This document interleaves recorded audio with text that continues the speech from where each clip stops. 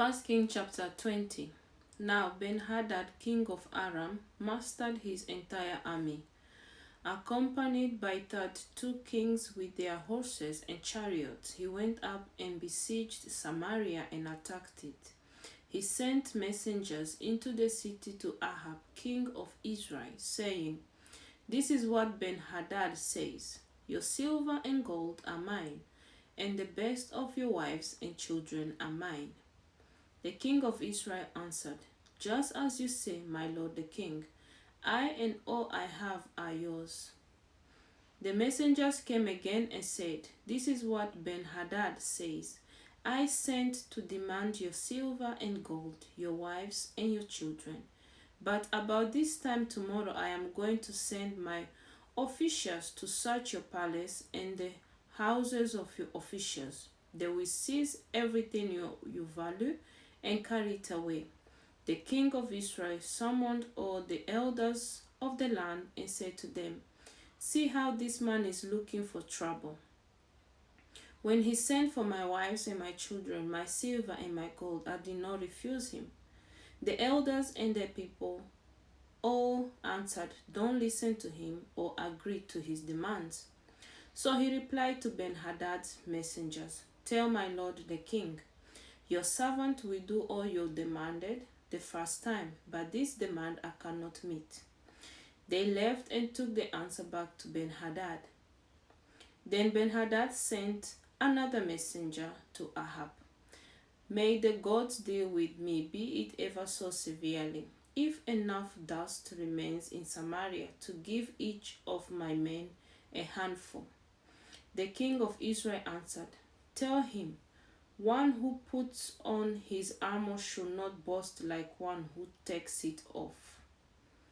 Ben-Hadad heard this message while he and the kings were drinking in their tent, and he ordered his men, "Prepare to attack." So they prepared to attack the city. Meanwhile, a prophet came to Ahab, king of Israel, and announced, "This is what the Lord says. Do you see this vast army?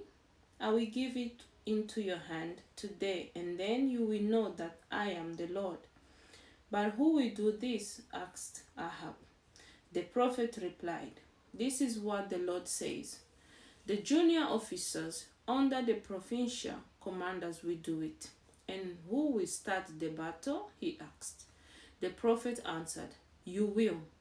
So Ahab summoned the 232 junior officers under the provincial commanders. Then he assembled the rest of the Israelites, 7,000 in all.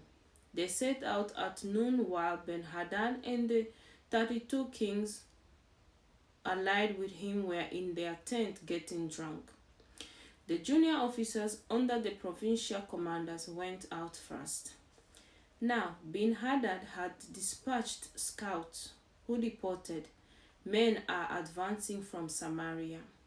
He said, "If they have come out for peace, take them alive.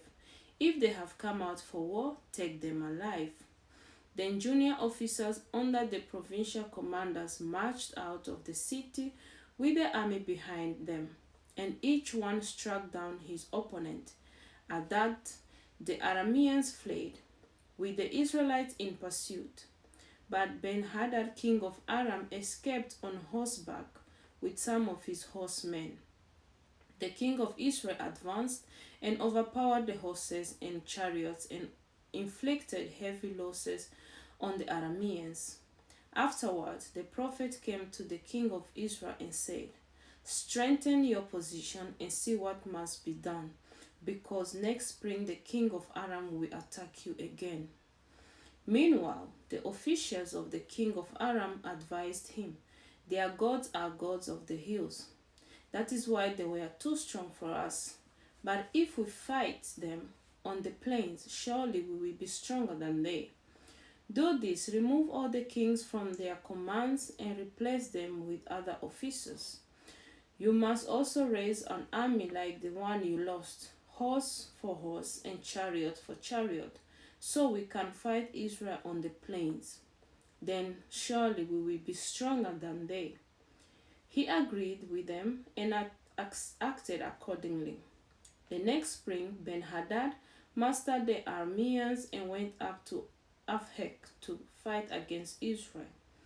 When the Israelites were also mastered and given provisions, they marched out to meet them.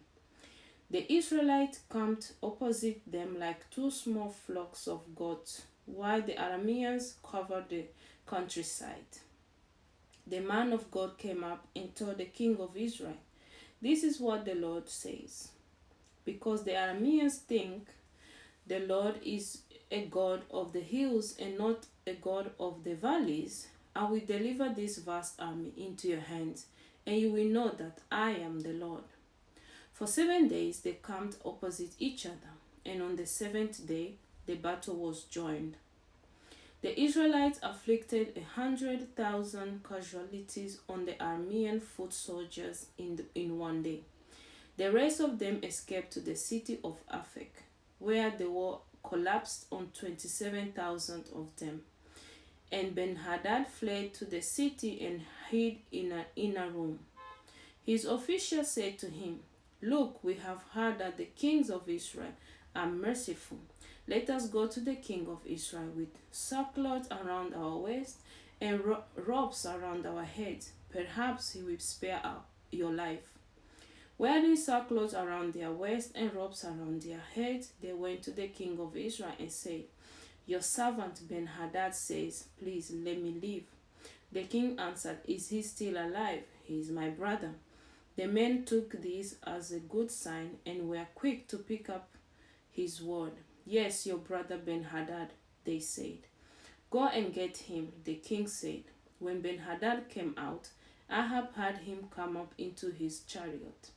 "I will return the cities my father took from your father," Ben-Hadad offered. "You may set up your own market areas in Damascus, as my father did in Samaria." Ahab said, "On the basis of a treaty I will set you free." So he made a treaty with him and let him go. By the word of the Lord, one of the company of the prophets said to his companion, "Strike me with your weapon," but he refused. So the prophet said, "Because you have not obeyed the Lord, as soon as you leave me, a lion will kill you." And after the man went away, a lion found him and killed him. The prophet found another man and said, "Strike me, please." So the man struck him and wounded him. Then the prophet went and stood by the road waiting for the king. He disguised himself with his headband down over his eyes. As the king passed by, the prophet called out to him, "Your servant went into the thick of the battle, and someone came to me with a captive and said, 'Guard this man. If he is missing, it will be your life for his life, or you must pay a talent of silver.' While your servant was busy here and there, the man disappeared. That is your sentence," the king of Israel said. "You have pronounced it yourself." Then the prophet quickly removed the headband from his eyes, and the king of Israel recognized him as one of the prophets. He said to the king, "This is what the Lord says. You have set free a man I had determined should die. Therefore it is your life for his life, your people for his people." Sullen and angry, the king of Israel went to his palace in Samaria.